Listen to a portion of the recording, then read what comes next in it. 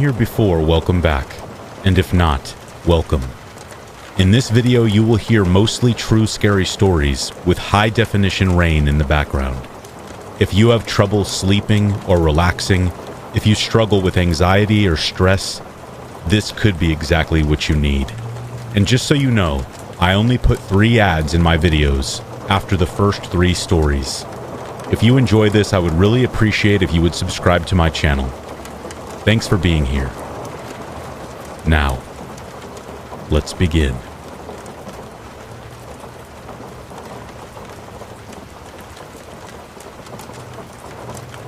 To really get my story, you have to understand the layout of my 3rd floor landing. It's not particularly large, but it's designed in a way that's just unsettling enough to stick with you. There's a single narrow staircase that creaks and groans as you climb it. At the top, the landing forms a T-shape. To the left, there's my office, where I sometimes work late into the night. To the right, my bedroom, with a door that's always just a little harder to close than it should be. Straight ahead is the bathroom, with its frosted glass shower and a small, high window that lets in just enough light during the day to give the space an eerie, sterile glow. That bathroom has always felt a bit off to me. Maybe it's the way the sound of the water echoes against the tiles, or how the shower door sticks sometimes, even though there's no visible damage. Whatever it is, I've never been entirely comfortable in there, but I chalked it up to my overactive imagination. One night, around 10 p.m., I decided to take a shower before heading to bed. It had been a long day, and I just wanted to wash off the stress and crawl under the covers. The glass panels on my shower are that kind of concave and convex frosted glass that makes everything on the other side look like a blurry, distorted shadow. I always thought it was kind of cool. It was like looking through a funhouse mirror or something. But that night, it would prove to be anything but fun. The water was warm, and the steam was starting to fog up the glass. I was lost in my thoughts. I should have said this to this person. I should have said that, letting the rhythmic patter of the water calm my nerves as I thought about the events of the day, the conversations that I had. Then suddenly, out of the corner of my eye, I noticed something. A shape. At first, I thought it was just the way the steam was clinging to the glass, creating patterns that played tricks on my eyes. But as I focused, I realized it wasn't random. It was a hand. It wasn't just any hand, though. It was dark, almost black, and seemed to shimmer faintly in the dim light of the bathroom. The fingers were long and thin, too long to belong to anyone I knew. It wasn't pressed against the glass like you might imagine, but instead hung in the air just on the other side of the shower door. My heart started pounding in my chest. My family is all pale. The kind of pale that burns after 5 minutes in the sun. This hand, it definitely did not belong to anyone in my house. I froze, my mind racing. Maybe it was a shadow from outside. Maybe one of the neighbor's trees had bent in the window, casting a strange silhouette through the bathroom window. But no, the hand moved. Slowly and deliberately, it tilted, almost as if it was waving to me. And then it did something I'll never forget. It reached for the light switch. The switch was just outside the shower, mounted on the wall near the door. I watched, paralyzed, as this hand seemed to stretch impossibly far, its fingers brushing the edge of the switch. And then, with a soft click, the light went out. Pitch black. The sound of the water hitting the tiles suddenly felt deafening. My breath was ragged, and I could hear my heart pounding in my ears. Let me tell you, being plunged into darkness while you're in the shower is terrifying, especially when you know someone's in the room and they turned off the light. I have never felt fear like that before. It wasn't the kind of fear you get from a jump scare in a movie or a sudden loud noise. This was primal, bone-deep terror. I was completely vulnerable, literally naked and trapped in a small, dark space with something that I couldn't explain or control. I stood there for what felt like an eternity, not daring to move.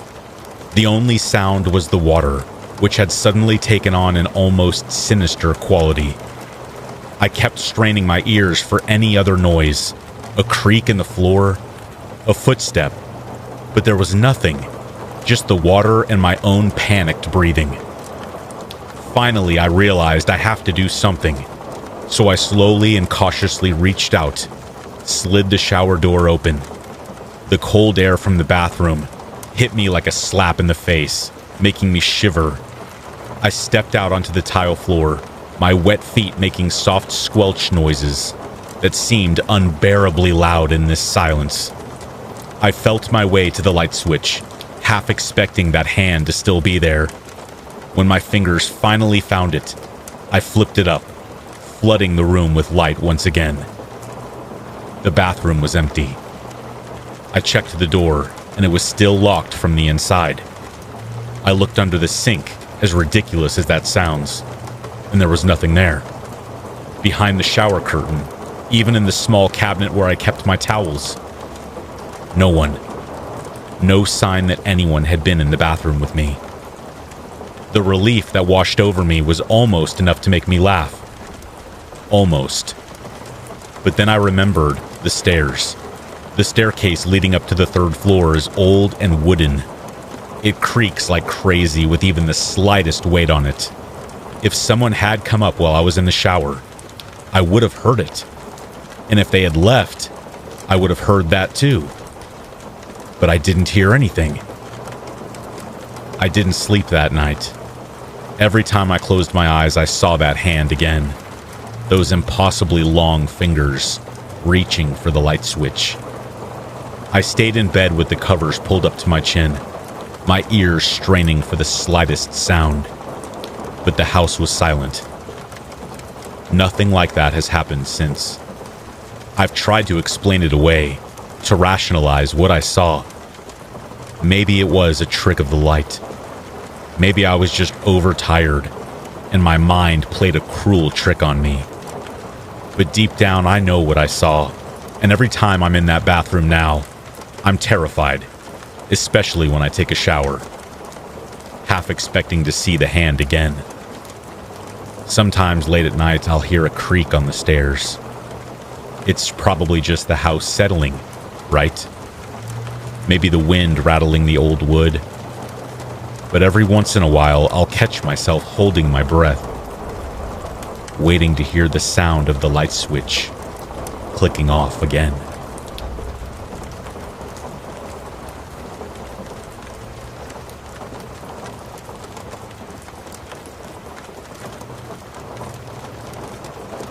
Driving to pick up a friend who was at a cabin party about 40 miles west of where I lived. Sounded simple enough. I was doing them a huge favor. It was late, after all, close to 2 a.m. The back roads were as dark and lonely as you could possibly imagine. No street lights, just the faint glow of my headlights bouncing off the trees, and the occasional glint of an animal's eyes in the underbrush. I had been on these kinds of roads before, but something about this night felt different. Heavier somehow. As I navigated the winding path, my phone buzzed in the cup holder. A text from my friend. Bad signal. I'll stay by the road. Just honk when you're close. Great, I thought. Finding this random cabin in the middle of nowhere was going to be a lot more challenging without GPS. I adjusted my grip on the wheel and kept going, trying not to overthink the unsettling quiet. That's when I saw it. A red, four-door sedan parked haphazardly on the side of the road. All of its doors were wide open, and inside, slumped in the seats, were 4 figures. At first, I thought they might just be asleep, as weird as that would be. Oh wait, maybe they're drunk or something. But as I slowed down, I noticed their heads were tilted at odd angles, like their necks couldn't support them.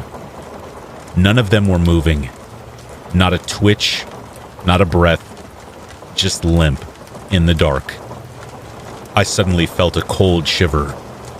I didn't stop driving, but I could not help staring as I rolled past. The headlights didn't show much, but the scene was enough to make my skin crawl. Who leaves their car doors open like that? Who were they? Why were they sitting in the car like that? Was something wrong? I'm not proud of this, but I did not have the guts to stop and see if they needed help. My mind raced with the possibilities. Maybe it was a prank. Maybe they were trying to lure me. Something inside me told me, instinctually, keep driving. I tried calling my friend again, and there was no signal. Just static and the faint hum of the engine as I drove deeper into the woods. Eventually, I reached the end of the road where the cabin was supposed to be. Except it wasn't. The cabin wasn't there. No lights, no sounds of a party, nothing. I reached a dead end. Frustrated and a little spooked, I turned around as there was nothing else I could do and headed back the way I came. Maybe I missed the turn. By now, it was close to 3 a.m. The road felt even darker somehow. As I approached the spot where I had seen that red car, I felt my pulse quicken. The car was still there, but something was different. Only the front passenger door was open now, and the figures inside were not slumped anymore. They were sitting upright, heads turned toward the road, toward me. I slowed down, almost against my will, trying to process what I was seeing. Their faces were blank, completely expressionless, but their eyes were locked on me, following my car as I crept past at about 10 miles per hour. It was not just a glance either. It was as if they were waiting for me, expecting me to drive by again. The air inside my car was thick and heavy, like it was pressing down on my chest. I couldn't look away, even though every part of me wanted to. As soon as I was past them, I hit the gas, my tires crunching against the gravel as I sped away. My hands were shaking on the wheel. My heart felt like it was about to explode in my chest. I didn't care about the cabin or my friend anymore. That was just too much. I just wanted to get out of there. When I finally got home, I sat in my driveway for what felt like an hour at least. I thought about calling someone, maybe the police, but what would I even say? Maybe I could just call the non-emergency line and just tell them about something weird I saw. I couldn't shake the feeling, though, that there was something wrong. Couldn't explain it. I still can't. The next day, I called my friend to see if he had made it home, and I apologized profusely. He had, thankfully. Apparently, he had gotten a ride with someone else. I wanted to tell him about what I saw, about the figures that I saw inside the car, but I stopped myself, not really sure why. Something just made me feel like I should not talk about it, like talking about it would make it worse somehow. Even now, years later, I avoid that stretch of road. I don't know who or what I saw that night, and I don't think I really want to. Sometimes I do want to. The curiosity of what I saw. It sucks that I'll never know.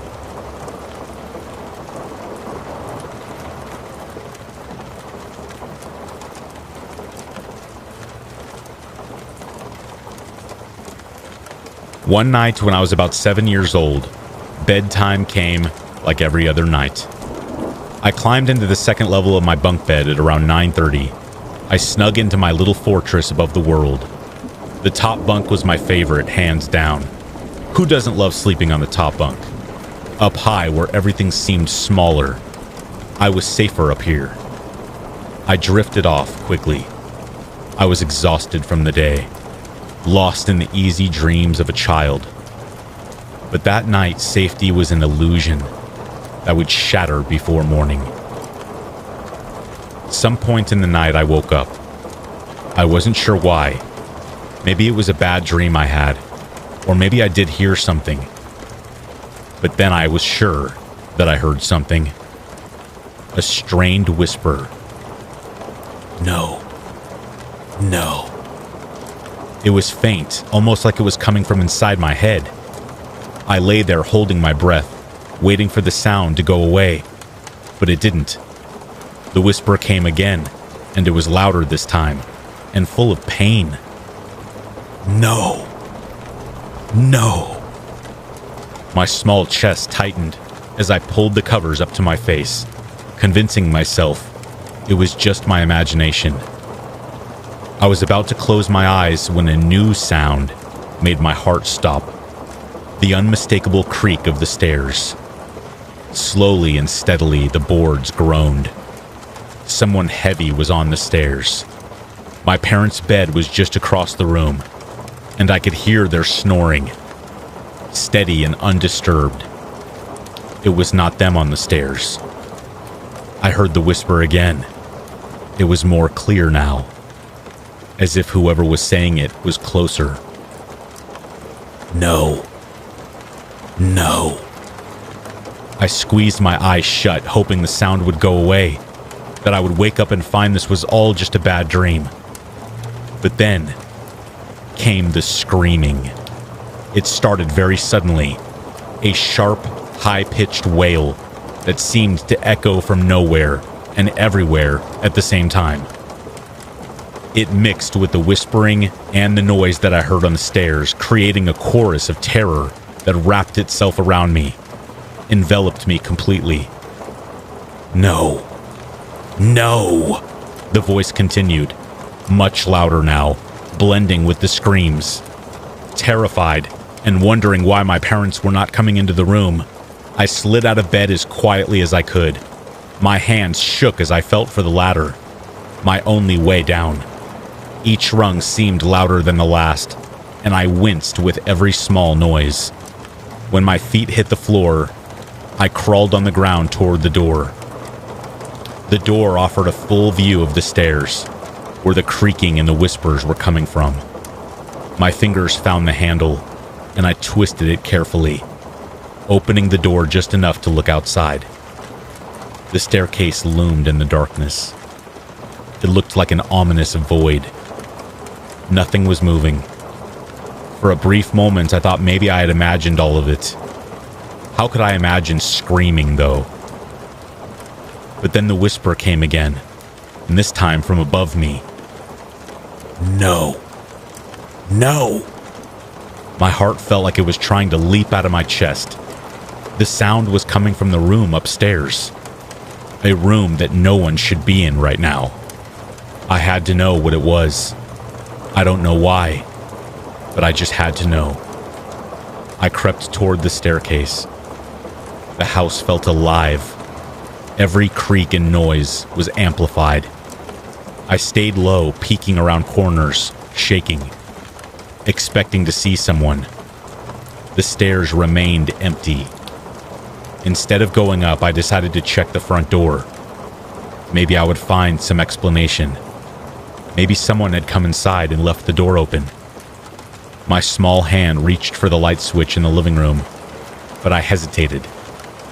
Something inside told me not to do it. I swallowed hard and inched toward the window instead. I peeked outside, and I saw them. 3 people were standing just outside the window, their shapes barely illuminated in the pale light. They were unmoving, and they didn't say anything. I'm not sure if they could see me, but they stood still. My breath caught in my throat. I couldn't look away. I was petrified. And then in an instant, they were gone. 1 second they were there, and the next, just gone. My heart was racing and I stumbled backward. I scrambled to my parents' room and leapt into their bed. My mom stirred a little bit, mumbling and asking if I was okay. How could I tell her what I just saw? There were people outside the window. There's someone in the house upstairs. I didn't really know what to do, but I did feel safer lying between them. I'm not really sure what happened that night. Maybe it was just a dream. Or maybe I really saw what I thought I did. I probably should have told my parents.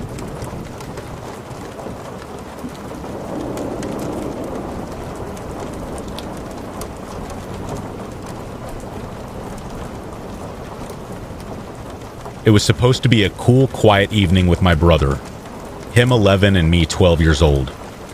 We were left to fend for ourselves this night as our parents went on a date night. We weren't scared or anything. This was kind of a normal thing, and we were used to it at this point. Our house was small. All of the lights were on, and we had snacks and a couple of movies lined up to keep us entertained until bedtime. It was just one of those ordinary nights. Nothing felt weird until we heard a knock on the door. I think it was around 8 p.m., and the knock echoed through the house.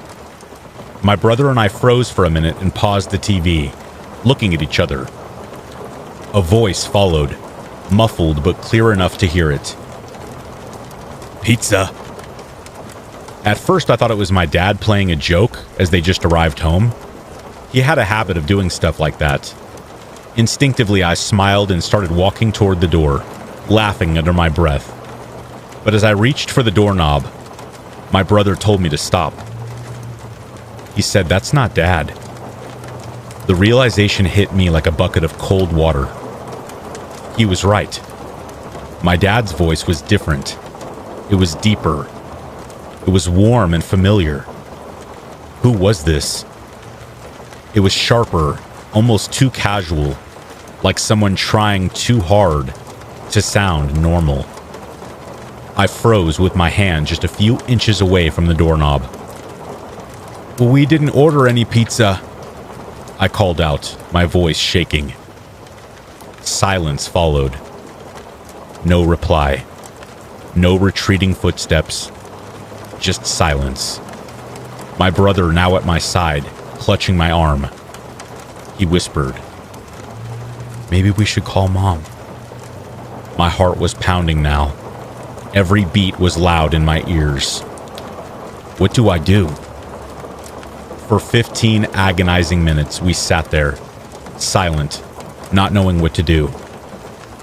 I opened the closet next to the front door and retrieved my cricket bat. My brother walked over to the fireplace and picked up the ornamental fireplace poker. My eyes darted between the footpath and my brother's pale face. He was clutching the poker so tightly, I could tell that he was more scared right now than he had ever been in his life. Nothing moved. Silence. I tried to convince myself this was just a weird misunderstanding. Maybe my parents ordered us pizza and just forgot to tell us. But something told me this was not right. They definitely would have told us if they ordered pizza. Then finally there was movement again. A shadow shifted on the footpath, just at the edge of my view. The person was tall. They had long dark hair tied back in a ponytail, and he wore a long coat that seemed to swallow him. But what struck me most was that he was not carrying a pizza. He didn't run or hurry away. He just nonchalantly slowly walked away. I ducked down, motioned for my brother to stay quiet and low. We waited until we couldn't hear his footsteps anymore. When we finally felt like we were free to move around again, everything felt different. The vibe was destroyed. The cozy warmth of the house was now gone, replaced with cold, dark shadows that seemed darker than normal. I made sure every single light was on in the house. Every single one. We sat on the couch, huddled together, waiting for our parents to come home. When they finally walked through the door, my brother burst into tears. My mom immediately knew something was very wrong. We tried to explain. The story sounded ridiculous even to us. I'm pretty sure my dad didn't sleep that night. He was in the living room much longer than normal, stepping outside every few minutes to make sure there was nobody out there. I have no idea who the man was, or what would have happened if we had opened the door. Pretty scary to think about, though.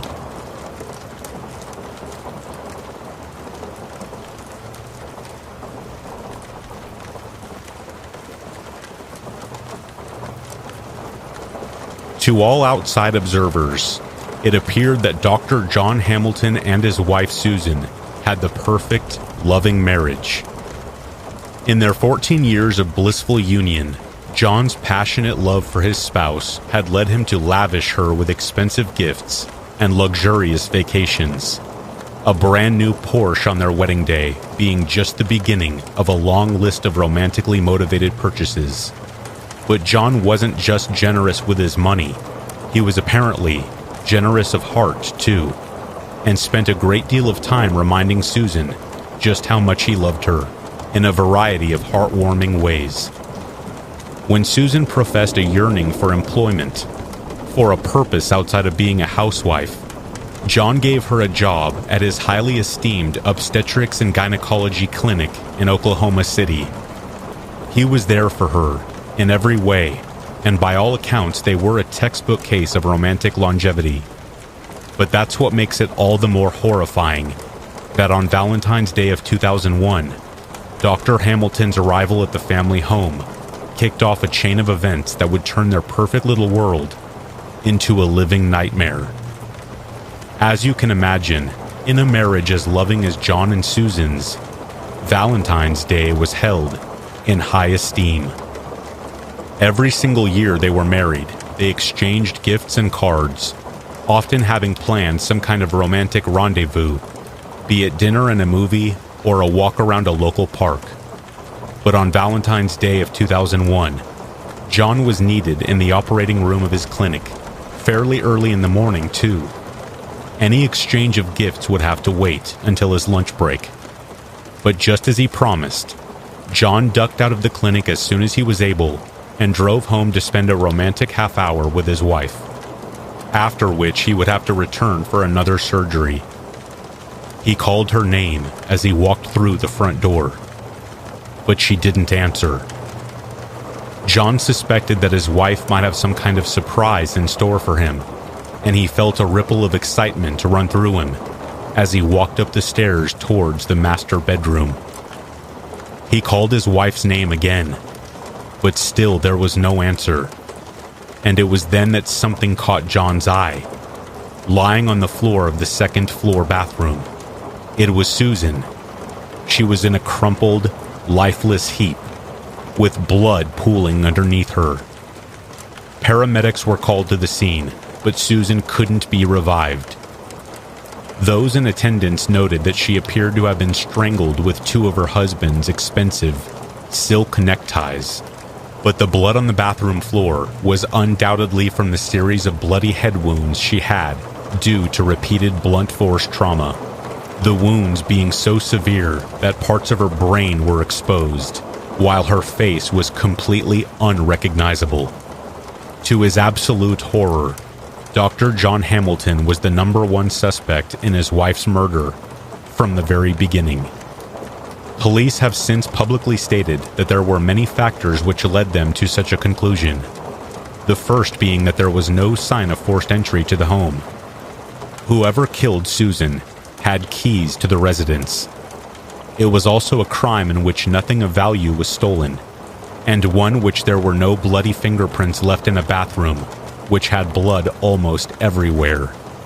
This meant that there was a distinct chance that whoever killed Susan was either extremely professional, incredibly lucky, or had the time and privacy to scrub the scene of incriminating evidence before the body was found. On top of that, while searching the home, police got their hands on a Valentine's Day card that Susan had written to John, presumably that year. And in the message inside wasn't nearly as loving and cheerful as you might imagine. I bought this 2 weeks ago, so I guess maybe it doesn't seem as appropriate. But I do love you. Have a great day. Susan. The contents of the card raised a lot of questions concerning the state of Hamilton's marriage. Evidently, it suggests that there had been some kind of incident or argument, one that had caused a degree of turmoil, and somewhat soured that Valentine's feeling. As it later turned out, this incident involved Susan catching John making phone calls to a woman employed as a topless dancer. Police actually found hundreds of calls to this person on John's cell phone during their investigation, and heard from close friends of Susan that she had confessed to considering a divorce. To the cops, the explanation seemed simple. John had murdered his wife to prevent her from running off with half of his money. But at his trial, much of the local community came out in support of Dr. Hamilton and refused to believe that the man was capable of such a horrific crime, especially given that the victim was his own beloved wife. But when the paramedics who attended the 911 call John made were questioned in court, the jury began to notice some disturbing inconsistencies in his story. Hamilton testified in court that after he contacted emergency services, he had gotten to work trying to perform CPR on his wife's bloodied corpse. And this appeared to be true, as the paramedics confirmed that when they had arrived, John had been performing chest compressions. But as people who performed CPR on an almost daily basis, the paramedics noticed something peculiar about John's technique. It was incredibly ineffective. From a regular person with no first aid training, that could be understandable. But John's was so bad that it almost looked like he wasn't actually trying to revive Susan at all, which for a medical professional is very suspicious. John also claimed that he had tried performing mouth-to-mouth resuscitation on his wife, but the paramedics claimed that John had no blood on his mouth or face when they arrived. There was so much blood around the victim's head that there's no way John could have performed mouth-to-mouth and not gotten any on him. Some of Susan's blood was also found on the steering wheel of Dr. Hamilton's car, and despite his claim in court that he had simply moved the vehicle to make room for emergency vehicles, a prosecutor was able to make use of the overall suspicion to claim that this was evidence that John had been considering an escape attempt. At one point during the trial, the prosecution's case against Dr. Hamilton appeared to be floundering. Hamilton's defense attorney had brought a number of key character witnesses to testify in court, and all had built a picture of John as nothing but a loving husband. And he believed that the nail in the prosecution's coffin would be the testimony of a crime scene investigator named Tom Bevel, an expert on blood splatter at crime scenes. Bevel was essentially brought in to confirm that the blood splatter on Dr. Hamilton's shirt, the same one he was wearing during his attempt at CPR, was consistent with a man simply trying to revive his murdered wife while in a state of extreme panic and grief. At first, Tom Bevel did indeed testify that much of the blood splatter could have well been from the doctor's attempts at CPR. But as it turned out, Bevel had noticed something that other investigators had overlooked. He had made a note of the few small flecks of blood that could be found on the inside of Hamilton's right sleeve, a pattern he had seen many times before on the clothing of people who have killed someone with a blunt object. In the seconds that followed, the courtroom was deathly silent. An expert defense witness had testified against the person they were supposed to be defending, and in just a few words, Tom Bevel had condemned Dr. Hamilton to prison.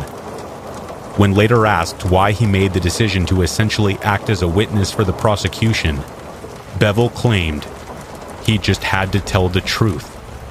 He said he had sworn an oath, something that overrode any allegiance he may have had to his client. After that, it only took 2 hours for a jury of his peers to find John Hamilton guilty on the charge of first-degree murder, whereafter a judge sentenced him to life in prison. Those that followed the case were highly disturbed by the sudden turn of events. John had and still does maintain his innocence, even to this day. But more and more evidence points to the idea that he killed his wife in cold blood. His defense team even floated the idea that he must have been innocent, because the guilty timeline would mean that John went to work and performed flawless surgeries right after murdering the love of his life. This might well be true, but in light of the guilty verdict, it's all the more damning, because it suggests that Dr. John Hamilton was able to beat his wife's skull in on Valentine's Day, then remain calm and collected, enough to go and perform complicated medical surgeries. And if it's true, then maybe a more fitting name for Dr. Hamilton is Dr. Death.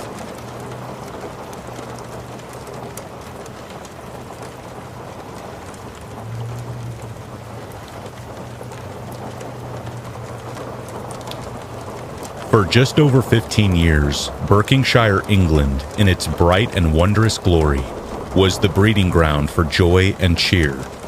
Every year, the denizens of the city gather around the center of the square to share the tales of the supernatural. Tales of goblins and elves, of wizards and witches, tales of heroism and valor. This particular holiday was known to them as Lore Night, the one time of year where any patron, young and old, were invited to come from all countries and cultures in the world. Lore Night always began upon the setting sun and would seldom end until the rising dawn. Of course, food and the best of the freshly brewed ale were always anticipated on this night. Freshly killed and optimally prepared game, accompanied by what would be compared to at least 2 full-grown fields of delicious crops. On a selected few occasions, it was said that there would even be music being played as the tales of the tales larger than life were being told. The best aspect of Lore Night, according to most in Berkshire, was when one storyteller would subtly attempt to weave their tale in such a way that would attempt to outdo the other tales being told that night. For example, 2 years back, a young lad captivated all in attendance beyond all others with his tale of a fierce and virtuous warrior that would conquer beasts and dragons alike for the protection of his kingdom. Another tale that was applauded above all others, one particular Lore Night, was spoken by a Norwegian sailor who celebrated his own account of encountering and defending his vessel against the wrath of the damnable Draugr. Until tonight, this tale was considered to be incontestable in its popularity among the commoners in Berkshire. This Lore Night, however, would shift the very history of Berkshire, forming an irrevocable crimson stain on its otherwise joyous visage. This year's Lore Night began like every year before it. The excited and anxious storytellers began to amass in the center of the city, where at least 3 cords of dry logs lay neatly prepared for the token bonfire that would blaze bright through the night's festivities. Long tables of food and drink were being prepared. The market clerk, who always ran the meat and produce stands, was, as always, had been from the prior years on this night, at the forefront of preparing the holiday feast. On this occasion, however, he was determined to make this year's Lore Night feast bigger and more gluttonous than any before, and any to come. The timbermen of Berkshire began to double the size of the festive pyre as insurance for its continuous burning. It seemed that the commoners intended for this year's Lore Night to be the biggest and boldest of them all, as if it may be their last. And for many of them, this night would indeed be their very last. The setting sun saw the lighting of the festive pyre in the center of town. Many gasped in awe and excitement at the monumental height of the hungry, scorching flames, easily tripling the height and overall size of years before. At this, the masses hastily flocked to the tables adorned with the gratuitous feast. Indeed, the market clerk and those in his assistance had outdone themselves, for even upon the setting sun's last glimmer, many were still preoccupied with gorging themselves on the delectable meal and were unable to tell their tales they had prepared all year for on this night. That is, except for one man. This man declined silently to partake in the feast. No one saw him touch so much as even a single crumb from the bountiful buffet. 1 or 2 individuals approached him, attempting to extend warm invitations to join in on the bountiful banquet. The stranger answered these advances with only a cold, stoic, and malignant stare. Upon witnessing this behavior from the stranger, Many in the congregated mass began to feel the slight chill crawl up their spines as they observed the stranger lingering near the festive bonfire, whose heat began to grow so immense as to be felt by all in the nearby vicinity. Even as the heat of the blaze intensified, however, the stranger wouldn't remove the long, dark, ashen gray trench coat whose collar was erected upwards as to conceal his face, only exposing the eyes under the brim of his pitch-black, wide-brimmed hat. As he stood so close to the pyre that the congregation began to wonder what kept him from being set ablaze himself, the features of the strangers, or lack thereof, became more pronounced. The muted stranger's eyes were covered in red, raging veins, giving them an appearance not wholly dissimilar to a rabid animal. The irises were as devoid of hue as the trench coat that concealed his features from view. In the center, however, the stranger's pupils were somehow even darker than the night sky above itself, as if looking into them could cause one to be stripped of their soul in a matter of mere seconds. Despite the stranger's foreboding presence, the attending mass gathered around the towering inferno that was the festive pyre, as it was time for the night's tales to be told. However, despite the year's time spent preparing for this very moment, none in attendance could remember what stories they came to tell. None, that is, except for the stranger, whose gaze still fixed on the dance of the large flames before them all. "So, you've gathered here for stories, have you?" uttered a cracked, hoarse voice, as if the speech was performed under some sort of intense strain on the vocal cords. Though hoarse and strained words were, every individual ear had perceived them. There was a clear stance of absolute certainty in everyone's minds that the voice was indeed that of the stranger, who, until that very moment, remained distantly cold and completely mute. This sudden shift in the stranger's behavior caused the attending mass to take aback in shock. "I will share a story with you all. A story to make you realize the mistake that you've all made, and have made for a generation now."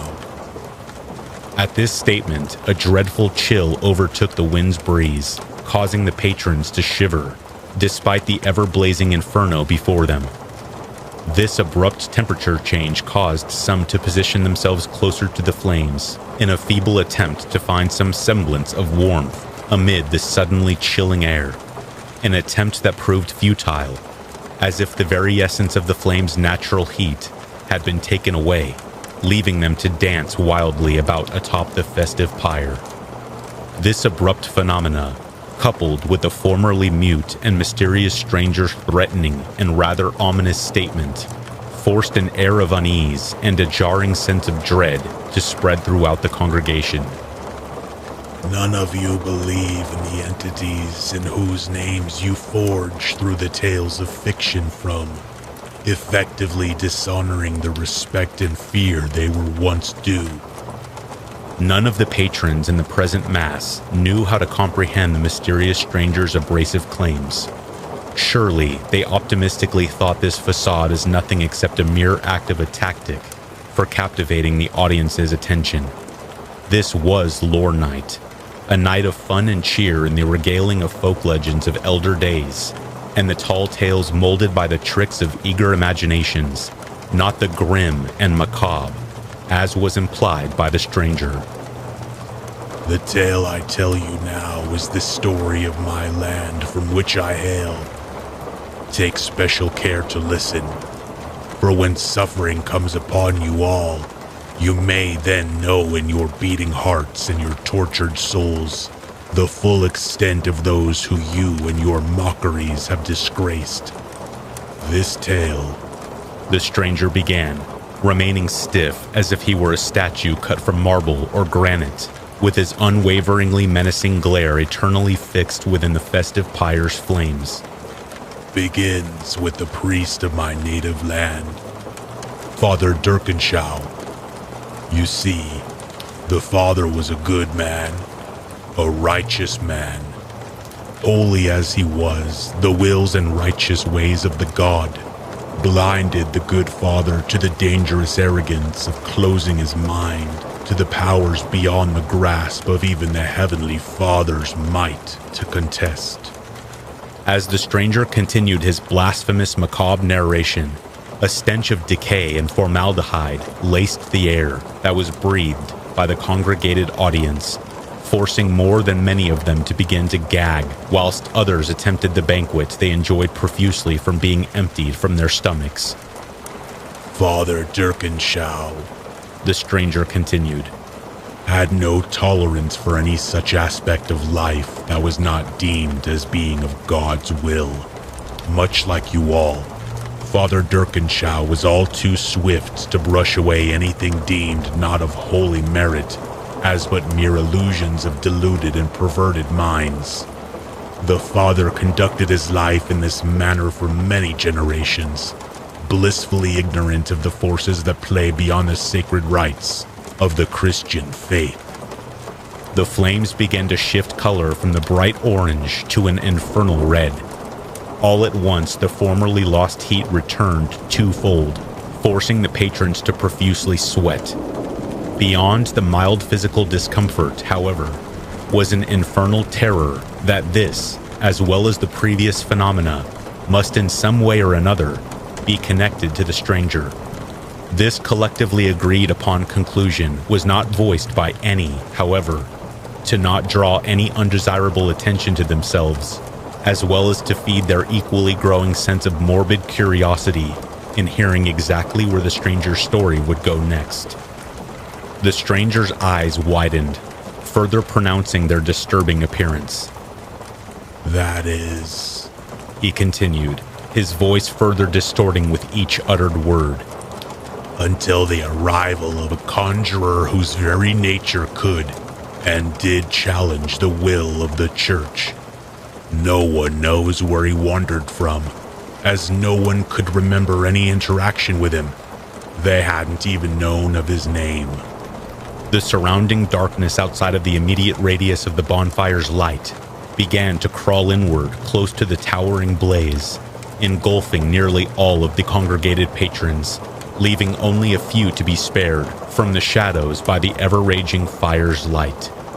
Whimpers of terrified anxiety rose amongst them as they began to lose sight of each other in the encroaching void, whilst the stranger, still illuminated in the glow of the blaze, continued regaling them of his ghostly testament. The stranger began to finally undo the buttons of his trench coat, though not quite yet enough to expose any of his features apart from his corpse-like eyes. You see, the conjurer wished to live in peace amongst the natives. The stranger continued, his cold, sinister gaze appearing to cause the flames to dance more viciously upon the festive pyre than before. But his hunger and conflicting practices forced him into a life of cold solitude. He would spend his days in a blissful hibernation and would walk the land under the moon's glow. That alone, while trivial and mysterious to the commoners, was not what caused them to shun him. It was his unnatural palate for living blood.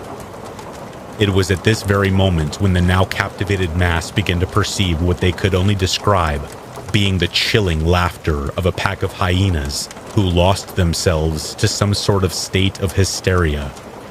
Hearing these cackles, certain individuals found themselves grateful, in an odd sort of way, that the oppressive darkness that now nearly swallowed each and every individual had rendered them unable to see even so much as their hands in front of their faces, lest they would be forced to envision whatever demonic beings that could produce such a noise.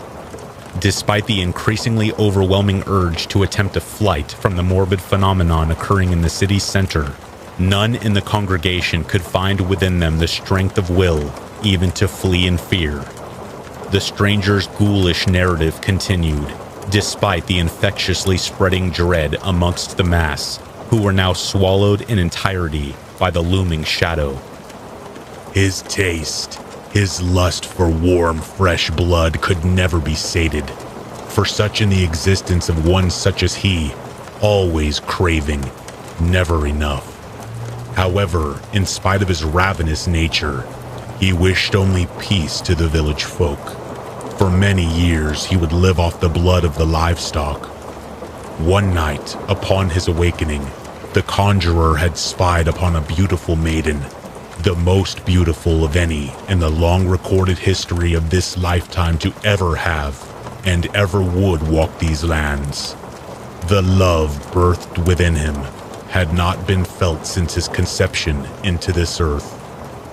The manic howls from deep within the looming shadows became louder, growing closer and more pronounced, much the same fashion as a flock of predators encircling their helpless victims, allowing the venomous fear to cripple mind and body before gorging themselves upon the fresh pound of flesh. Screams and shrieks of fright rang out into the ever-persisting darkness as glints of maliciously ravenous eyes shone as crimson as that of the rubies encrusted within the trinkets of the maidens present in the horrific scene of unholy events. Having left with no conceivable alternative for escaping the menacing darkness and whatever malevolent evils within, the mass began to congregate as close to the blazing festive pyre as was physically possible, yet still taking great care to space away from the stranger, as if wandering too close to his presence may see them afflicted by some nature of unsaintly power that he may supposedly possess. "What be thy lordly given name, sir, from the distant lands beyond?" she asked the mysterious conjurer. The stranger's narrative continued. To this, the conjurer spoke to her the very name that reigns the utmost supremacy in the land that I hail. I, my sweet delicate blossom, am Lord Vladimir Claviculus of the Eastern Kingdoms. The stranger roared the name aloud, causing the blaze to flare in an angry burst, and the deranged howls and cackles within the consuming darkness to bark out into the open night, creeping ever closer to the center. As swiftly as his eyes could entrap hers, her heart succumbed to his lustful whims. Many a night following, the proud Lord Claviculus would call her from her tower to meet him, purely for the consumption of her precious blood from her beautifully porcelain neck. It was said that Lord Claviculus's bite filled the maiden's heart with further desire for him. For each night, she was said to have grown restless, impatient for her consort's return. At this, many within the congregation began to feel cold, petite hands softly caressing their bare flesh as the cackles within the consuming void continued to advance upon them. Soft, inane whispers were heard by each ear in the captive mass, almost appearing as sensual. The stranger, of whose damning glare never arrested from the ceaseless fury of the furious flames within the festive pyre, continued whilst his voice further stripped away into a malicious rattle-pyre hatred as his tale went on. Oh, her blood did he drink. Drink and drink until she no longer answered her master's siren call. For many a night he had searched for her, starving of the young mistress's blood when he discovered the truth of her absence.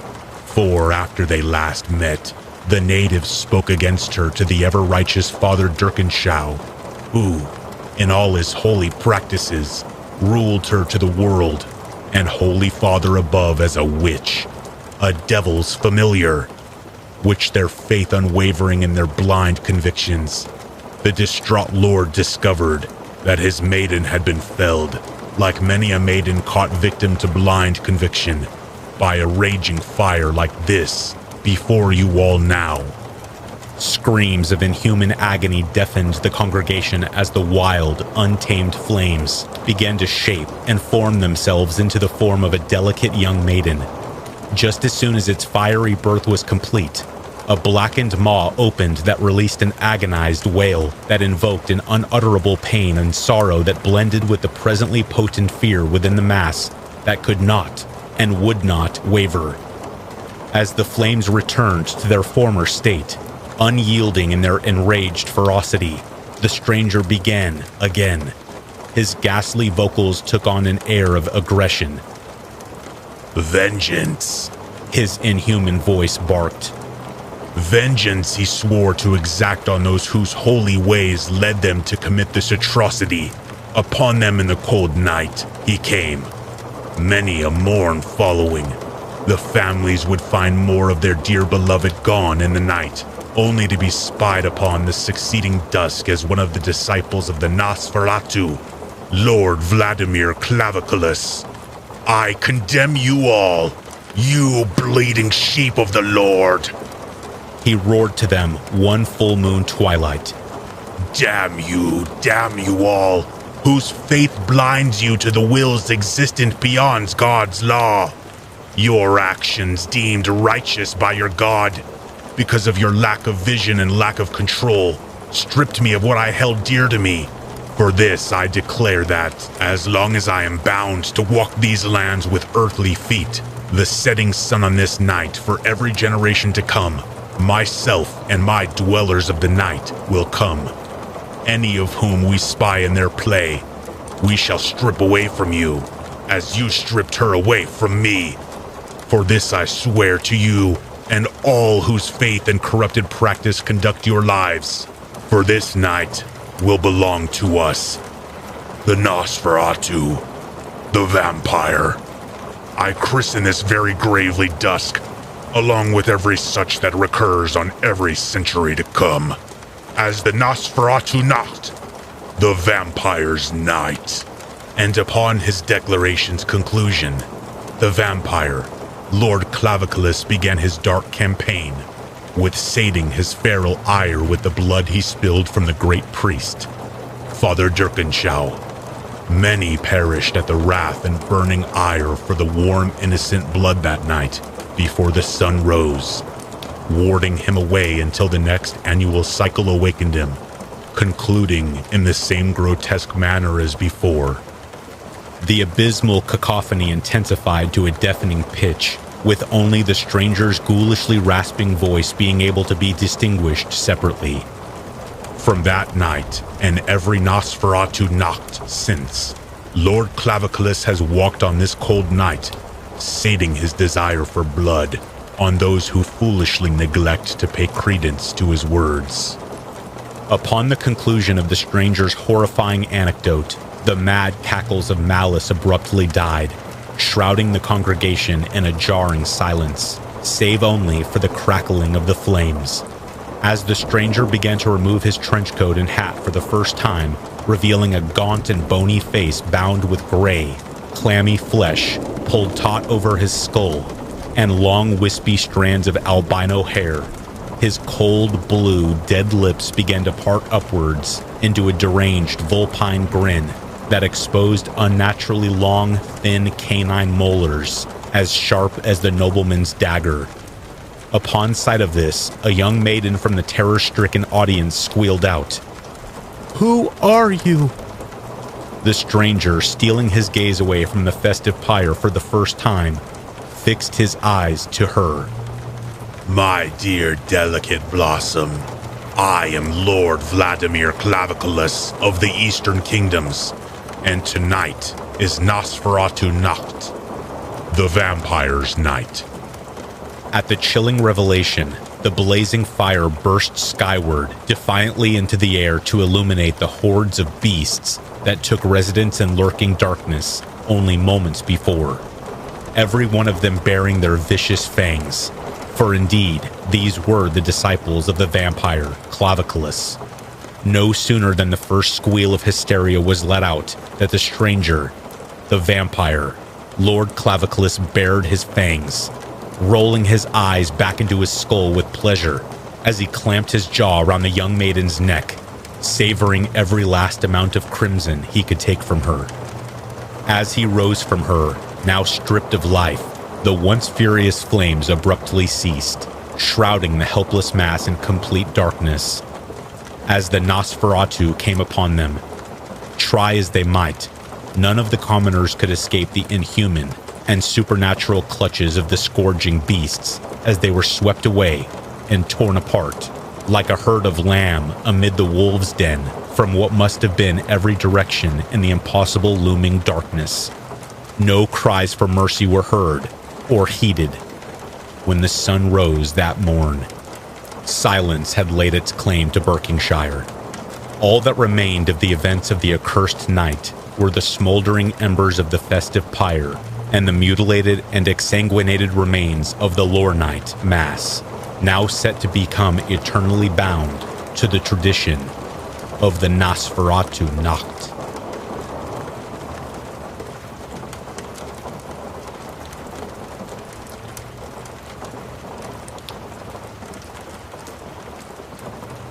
On December 17, 1938, 19-year-old college graduate Margaret Martin left her home in Kingston, Pennsylvania to meet with an unknown man who offered her a potential secretarial job.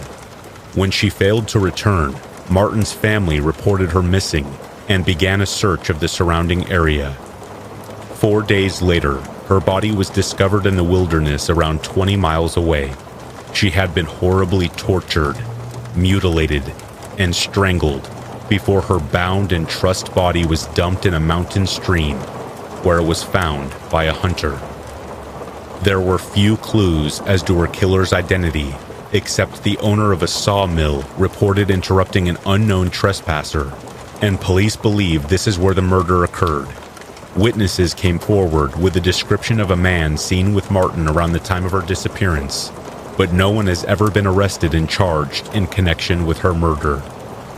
At the beginning of December 1938, Margaret Martin graduated with honors from Wilkes-Barre Business College, having attended classes to gain secretarial skills to find work as a stenographer. A former classmate, Betty Hopkins, described her as a shy, studious, friendly girl who had many friends, and she was well liked within the community of Kingston in Luzerne County, Pennsylvania. Her parents raised Margaret and her siblings as devout Catholics, and her father, John Martin, was a coal mine foreman and member of the local Democratic Committee. The Martins had 4 children, of which 19-year-old Margaret was the eldest, and included 17-year-old Mary, 15-year-old Helen, and 12-year-old Jack.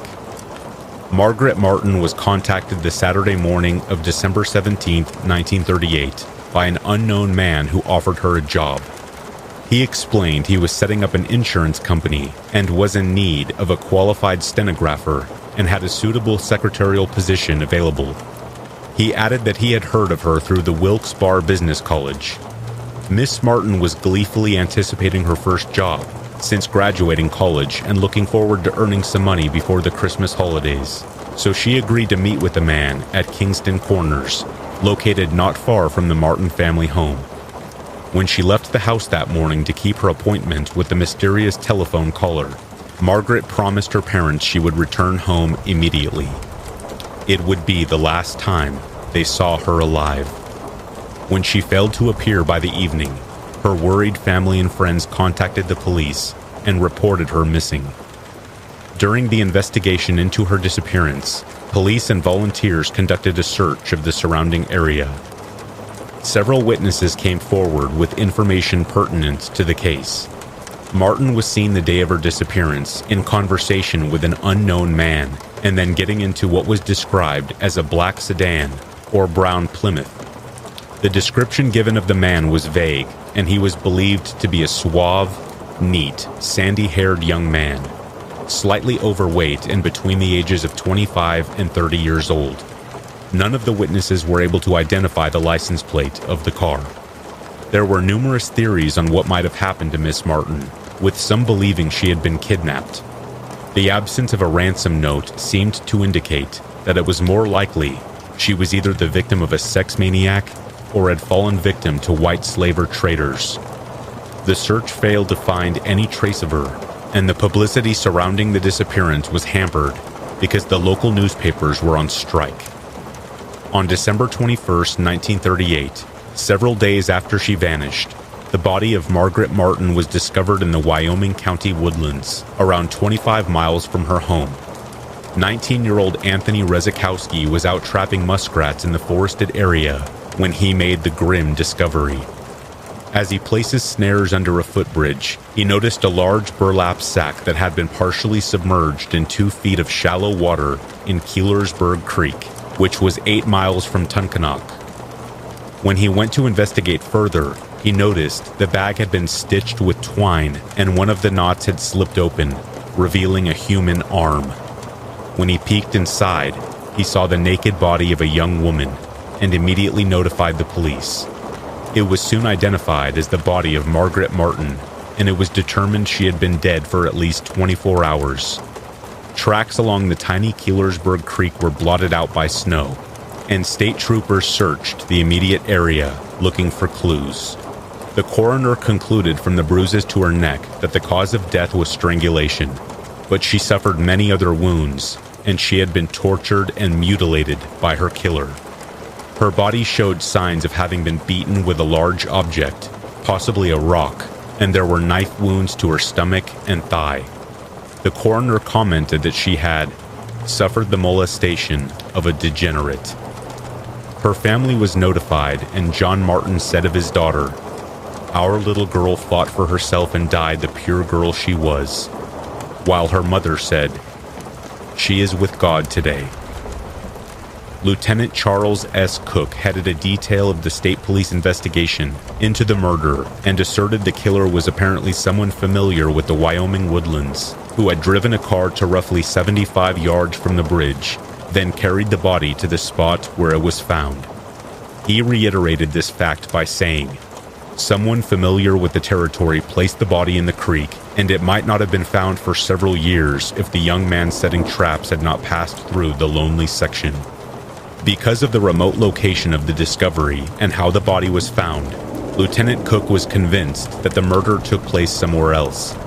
The owner of a Forkston sawmill, James Kedd, reported finding a trespasser on his property and fired a warning shot in the intruder's direction, apparently scaring the man off. This incident occurred the day before Martin's body was discovered, and the sawmill was 12 miles from Keelersburg Creek. Police theorized the trespasser was the killer who murdered Martin inside the sawmill and then attempted to dismember her body and destroy it in the mill's firebox. Ashes were recovered from the sawmill boiler, and police were confident there would contain particles of clothing worn by Miss Martin, along with metal fragments believed to be a dress ornament.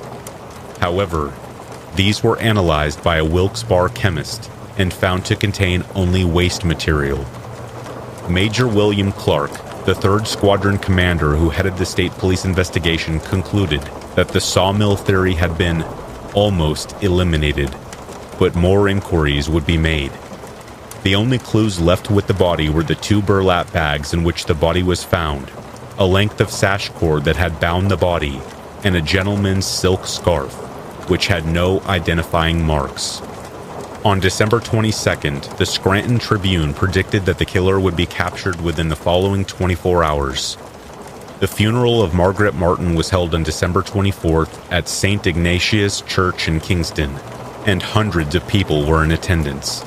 Several plain-clothed officers were also present, working on the belief they might spot someone acting suspiciously. 4 days later, on December 28th, Pennsylvania State Senator Leo C. Mundy declared that he would introduce a bill at the next state legislature which would make sex crimes punishable by execution. It would also include the registration of all sex offenders and the requirement of all physicians, social and welfare workers to report anyone who exhibited such tendencies. Senator Mundy was prompted to introduce this bill as a direct result of Margaret Martin's brutal murder. The Deputy Commissioner of the State Police, Colonel Cecil M. Wilhelm, predicted that the mystery of her death would someday be solved.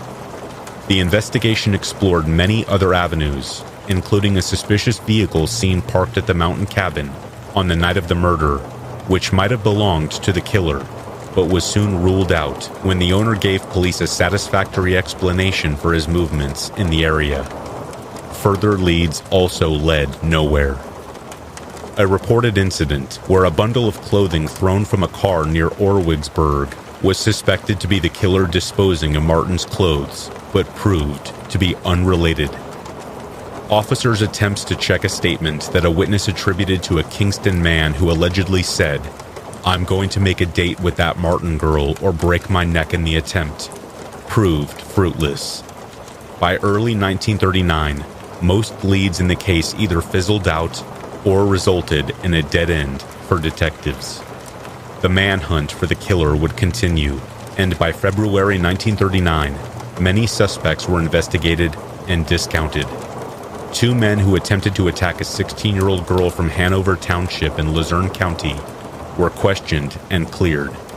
Many locals had their theories on who the killer might be, such as a mortician from Wyoming County, a local assistant pastor, a businessman's son who left the area soon after the murder, a local teenager who had a crush on the victim, and a teacher at the Wilkes-Barre Business College who held an infatuation with Martin. The case was the most baffling mystery the local and state police had ever encountered. In June 1939, the Luzerne County District Attorney's Office announced there would be no request to Luzerne County Commissioners to offer a reward for the capture of the killer. However, it was disclosed that new clues had surfaced in the case, which might soon lead to the arrest of one of 2 suspects. He did not specify what those clues were, nor whether an arrest was imminent. Despite this promising development, nothing further was revealed, and no arrests were made. In September 1942, 21-year-old Orban Taylor of New York City confessed to Scranton police that he was responsible for the death of Margaret Martin. Taylor was formerly a resident of Wilkes-Barre and told investigators that he visited the area while serving in the U.S. Army. Despite his admission of guilt, Taylor was unable to reveal to detectives how he disposed of the victim's clothing, which had never been found. After more than 10 hours of questioning, the young man repudiated his confession.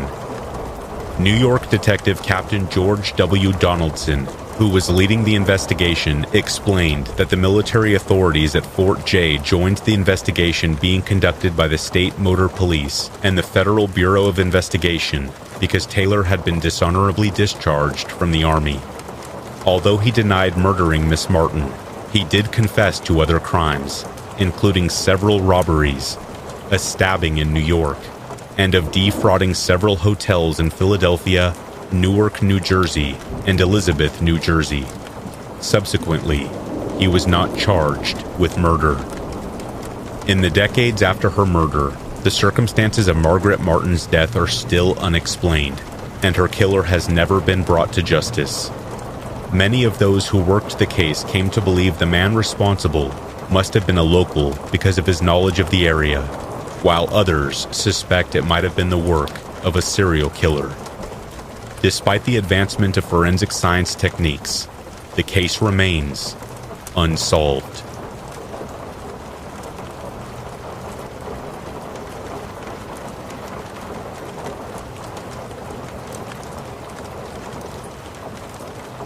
In the vast labyrinth of unsolved true crime cases, few have captured the public's imagination quite like the perplexing vanishing of Dr. Sneha Ann Phillip. A brilliant and ambitious young physician, Dr. Phillip's life came to an inexplicable halt on September 10, 2001, right before the tumultuous chaos of the 9/11 terrorist attacks in New York City. Her sudden disappearance, overshadowed by the devastating events of that fateful day, left law enforcement, friends, and family grappling with the question, what happened to Sneha Ann Phillip? Dr. Sneha Ann Phillip was born on October 7, 1969, in India, and from an early age it was evident that she possessed an unwavering determination to succeed. She ventured to the United States to pursue her dream of becoming a medical professional, eventually graduating with honors from the Chicago College of Osteopathic Medicine in 1995. With her aspirations firmly rooted, she moved to the vibrant metropolis of New York City, where she completed her residency at the prestigious Cabrini Medical Center in Manhattan. On the morning of September 10, 2001, the world had no inkling of the darkness that was about to envelop it. Nor did anyone anticipate the inexplicable fate that awaited Dr. Sneha Ann Phillip. She was seen leaving her Battery Park City apartment that morning, her energy and optimism a reflection of the city's bustling atmosphere. Like countless other New Yorkers, she was heading to work, preparing to fulfill her duties as a physician at the Cabrini Medical Center. Surveillance cameras captured footage of Dr. Phillip at a local grocery store near her apartment that day, making a routine purchase, providing the last glimpse of her before she vanished into thin air. However, as night descended upon the city, she failed to return home, setting into motion a series of events that would unravel an enigmatic puzzle. In the wake of the devastating 9/11 attacks, the search of Dr. Sneha Ann Phillip was inevitably overshadowed by the urgency of finding survivors and victims at Ground Zero. Amidst the rubble and destruction, the hunt for the missing physician was hampered, with her case receiving only fragmented attention. As the dust settled and the enormity of the tragedy sank in, investigators turned their focus to uncovering the truth behind Dr. Phillip's disappearance. Early on, they considered the grim possibility that she had been tragically killed in the terrorist attacks. Her apartment's proximity to Ground Zero fueled this hypothesis, but it was soon challenged by emerging evidence. Piecing together fragments of her life, investigators unearthed a hidden side of Dr. Phillip that few knew about. They discovered that she had struggled with alcohol-related issues, and her past included a brush with law for shoplifting at the very grocery store that she was seen visiting on the day she vanished. This line of inquiry suggested that she might have wandered into obscurity, intentionally disappearing to escape her problems. However, just as investigators seemed to be settling on this theory, eyewitnesses began to emerge, offering possible sightings of Sneha Ann Phillip after September 10, 2001. One individual claimed to have seen her in a Manhattan hospital on September 11, 2001, while others testified to spotting her in different parts of the city in the days immediately following the attacks. These accounts injected fresh uncertainty into the case and reignited hope that she might still be alive. As the investigation progressed, it became increasingly apparent that the circumstances surrounding Dr. Phillip's disappearance were far from straightforward. The trail grew colder with each passing day, leaving investigators with more questions than answers. The inexplicable disappearance of Dr. Sneha Ann Phillip opened the floodgates of speculation and gave rise to a myriad of theories. One prevailing theory was that she met with a tragic end on September 11th, and her remains were obliterated amidst the rubble of the collapsing World Trade Center towers. This idea, while tragic, offered a measure of closure to some, though it failed to explain the alleged sightings of her in the days that followed. Conversely, the theory of a voluntary disappearance gained traction as investigators uncovered the complexities of Dr. Phillip's personal struggles. Some postulated that the stress of her past legal troubles and potential relapse may have culminated in her deciding to reinvent herself in a new life, far removed from the constraints of her previous existence. But even this theory left many unanswered questions, especially regarding the alleged sightings and the absence of any communication from the missing doctor. As time passed, darker theories emerged, suggesting that Dr. Phillip might have fallen victim to human trafficking or abduction, explaining the lack of contact with her family and friends. These conjectures, while terrifying, lacked concrete evidence and only added to the complexity of the case. The disappearance of Dr. Sneha Ann Phillip remains an enigma wrapped in a puzzle, concealed by the shroud of time and tragedy. As the years drift by, hope to finding her alive diminishes, but the embers of determination to solve the case still flicker within the hearts of her family and friends. The mystery of Dr. Phillip's disappearance serves as a haunting reminder of the frailty of human existence and the profound impact a single individual can have on the lives they leave behind. Until new evidence comes to light, the fate of Dr. Sneha Ann Phillip will continue to remain an indelible stain on the canvas of true crime history, an enduring enigma that defies resolution.